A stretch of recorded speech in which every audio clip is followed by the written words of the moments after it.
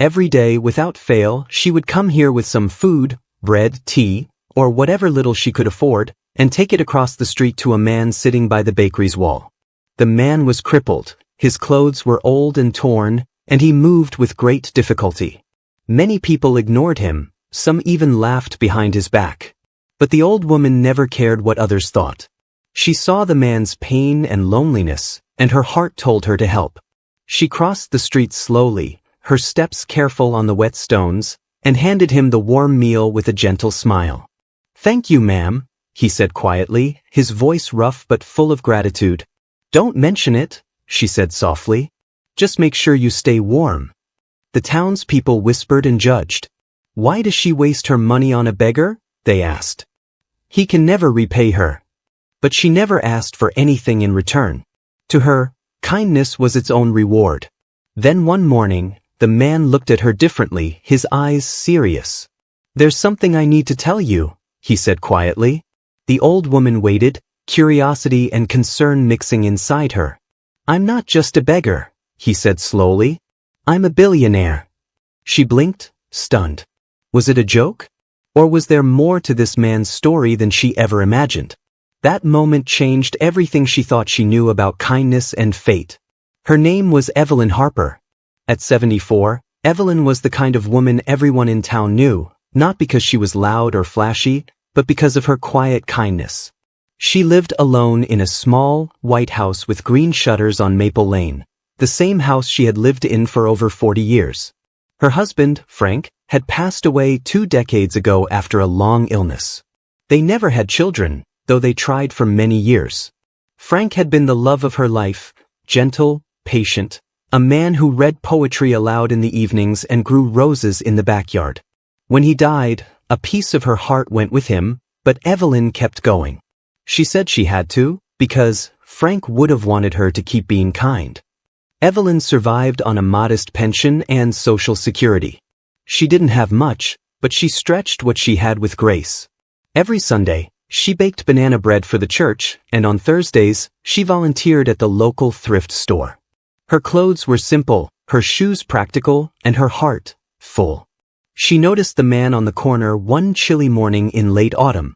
He sat on a bench near Parker's Bakery, wrapped in a threadbare jacket, a wool cap pulled low over his eyes. His left leg stretched awkwardly in front of him, clearly stiff or injured, and he leaned heavily on a wooden cane. Most people walked past him. Some looked uncomfortable, others outright judgmental. A few muttered things under their breath, "Another lazy beggar," or "just wants drug money." But Evelyn didn't see him that way. The first time she offered him something was a steaming cup of coffee and a homemade muffin. She walked right up to him, smiled, and said, "It's a cold morning. Thought you could use this." He looked up slowly. His eyes were dark, tired, but surprisingly sharp. "Thank you, ma'am," he said, his voice gravelly but polite. That moment became the beginning of something quiet but meaningful. Every day after that, Evelyn brought him food. Sometimes it was a sandwich, sometimes soup in a thermos. She never asked for anything in return, never pried into his past, and never treated him with pity. To her, he was simply a man who needed a warm meal and maybe a little kindness. She didn't know his name, he never offered it. In town, people whispered about her and the cripple on Main Street. Some laughed, saying she was too soft, too gullible. Others said she was being taken advantage of. But Evelyn didn't care. "I'd rather be taken advantage of than turn my back on someone who's truly in need," she once said to the cashier at the grocery store, who had made a snide comment about her buying extra groceries for a nobody. She called the man Mr. James, just to give him some dignity. And in time, he started calling her Miss Evelyn. Their conversations were brief, often just weather talk or small polite exchanges. But slowly, something deeper started to form, not a friendship exactly, but a quiet bond, the kind that didn't need words to be real. Then, one morning, as she handed him a ham and cheese sandwich wrapped in foil, Mr. James looked at her with eyes that seemed different. Like he had made a decision. "Miss Evelyn," he said, his voice low and calm, "there's something I need to tell you." She tilted her head gently, sensing a weight in his words. "I haven't been honest with you. I'm not just some crippled beggar on the street. Evelyn stayed quiet. She didn't flinch, didn't look shocked. She just waited. I'm a billionaire, he said, matter-of-factly.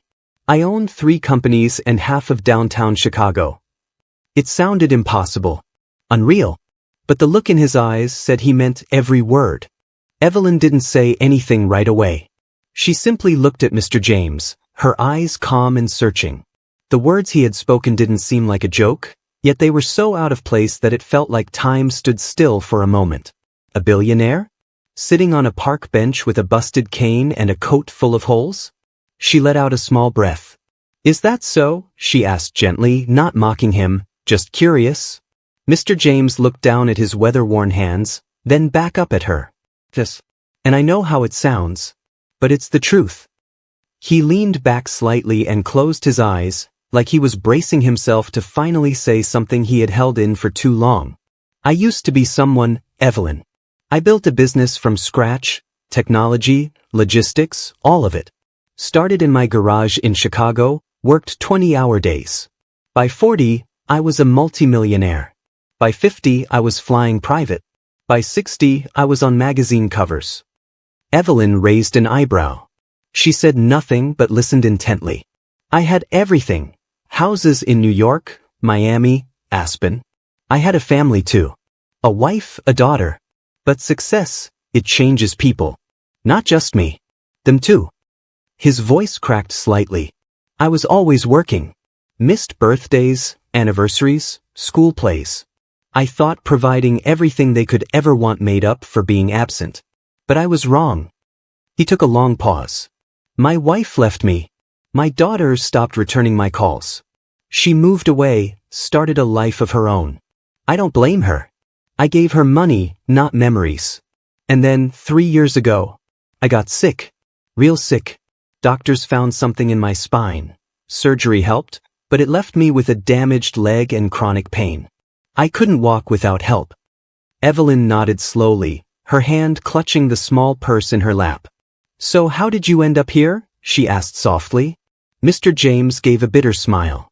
After the surgery, I couldn't run my companies anymore.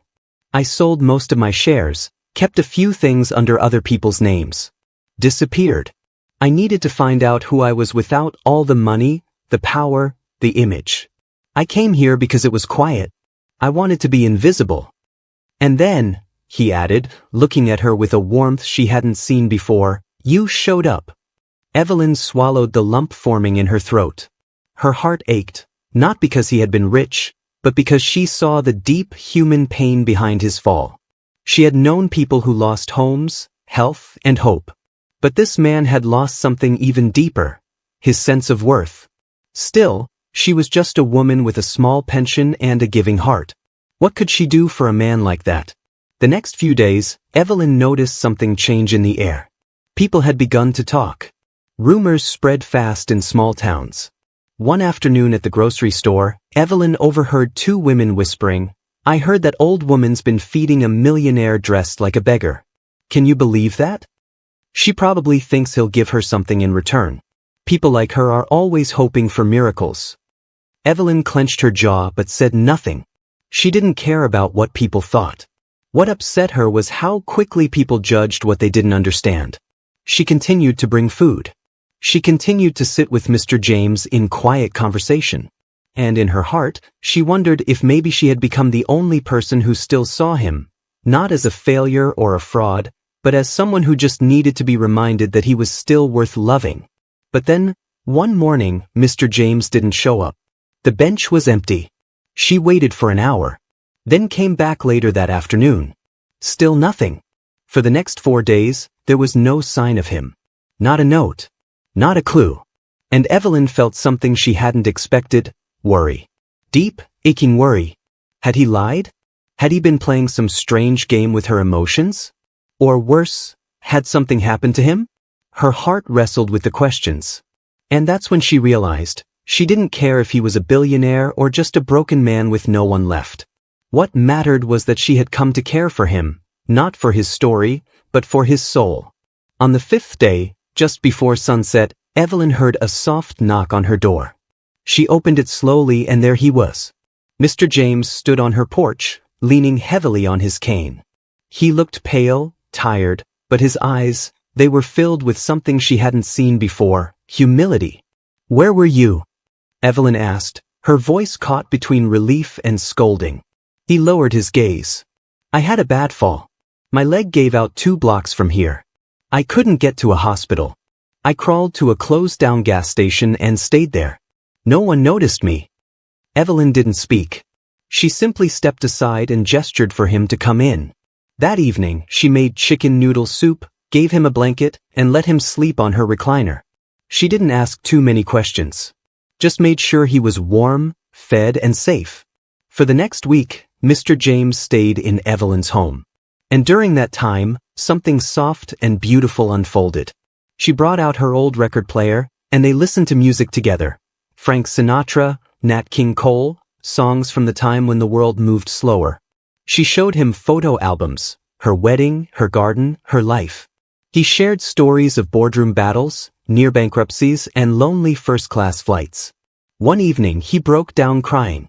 "I've made so many mistakes," he said. "I wasted so many years chasing things that never mattered." Evelyn gently placed her hand over his. "We all have regrets," she said. "But what matters most is what we do with the time we have left." A week later, she helped him get cleaned up, gave him one of Frank's old jackets, and walked with him to the town square. He still limped, still leaned on that cane, but there was a new strength in his steps. As they sat together on their old bench by the bakery, Evelyn smiled and handed him a warm sandwich, just like old times. He chuckled. "Still feeding the crippled beggar?" She grinned. "Only the ones worth feeding." That night, when she returned home, she found an envelope on her kitchen table. It had her name written in elegant handwriting, Evelyn Harper. Inside was a handwritten letter and a check. The letter read, "Thank you for feeding my soul when I was starving for kindness. I have more than I need, and it's time I give it to someone who deserves it. Please use this to help yourself and anyone else you believe needs a second chance. With love, James Caldwell." The check was for $2 million. Evelyn sat down slowly, her hands trembling, her eyes filled with tears. Not because of the money, but because someone she had loved with nothing had just given her everything. The morning after finding the letter and the check, Evelyn sat quietly by her window, the cup of coffee in her hand long gone cold. She hadn't told anyone. Not the neighbors, not the church, not even the pastor who'd often checked in on her. She kept rereading the letter, her eyes misting over each time she got to the line, "You fed my soul when I was starving for kindness." She finally understood the full weight of Mr. James's words from the park, how being unseen, unloved, and dismissed had broken something inside him long before the injury ever did. And now, in a twist she could never have imagined, her simple act of kindness, a sandwich, a smile, sitting beside a man others avoided, had brought him back to life. But it didn't end there. A few days later, a black car pulled into her driveway. Out stepped a sharply dressed man in his 30s. He carried a leather folder and wore a pin on his jacket that read Caldwell Foundation. "Ms. Harper?" he asked politely. "Yes. I work for Mr. Caldwell," he said, handing her a card. "He asked me to assist you with any legal or financial matters you might need. Your name has been added to the Board of Trustees for his new initiative, the Evelyn Fund. It's a non-profit foundation focused on helping elderly citizens in small towns. He says it was inspired by you." Evelyn blinked. "I don't understand." The man smiled. "He said your kindness reminded him what real wealth is. And he wants to make sure your spirit lives on in the lives of thousands." Within weeks, Evelyn's life changed, not because she suddenly had more money, but because she now had a mission. The Evelyn Fund began quietly, helping elderly folks pay for heating bills, wheelchairs, and prescriptions.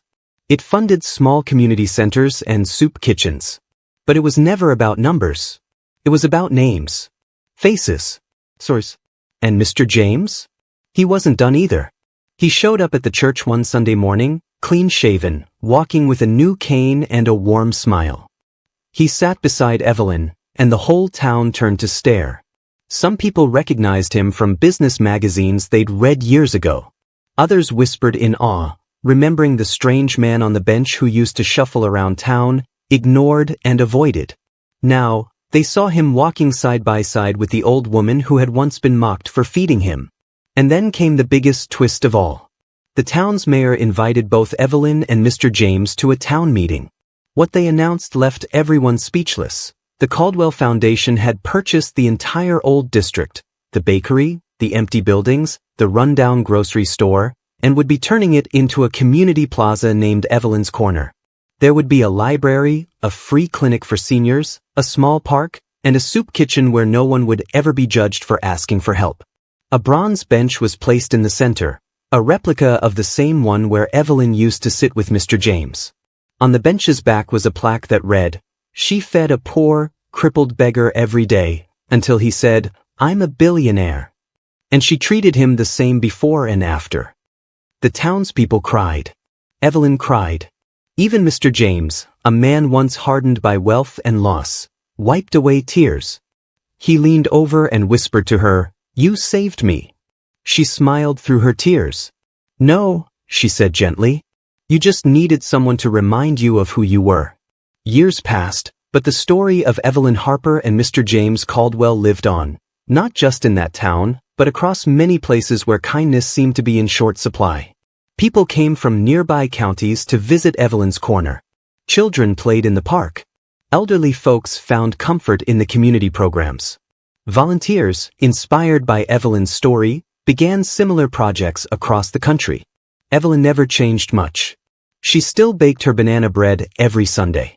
Still knitted scarves in the winter. Still believed that kindness was something you gave without expecting anything in return. Reporters asked her often, "Did you know who he was?" And she always answered the same, "No. But it wouldn't have mattered if I did." You help someone because it's the right thing to do, not because of who they are, or who they might become. As for Mr. James, he never returned to his old life. Instead, he dedicated the rest of his days to building something real, not with concrete and steel, but with compassion. His fortune became a tool for healing, not status. And in every speech he gave, in every letter he signed, he always mentioned the same woman, the one who saw me when I didn't even see myself. When Evelyn passed peacefully in her sleep at the age of 88, the entire town attended her funeral. Mr. James, now older, slower, and gentler, gave the eulogy. "She gave me a sandwich," he said with a trembling voice, "but she fed me something much greater, hope." The church was silent. Then someone in the back whispered, "She was an angel." And maybe she was. Because Evelyn Harper didn't just change a man's life. She reminded us all that one small act of kindness can change the world.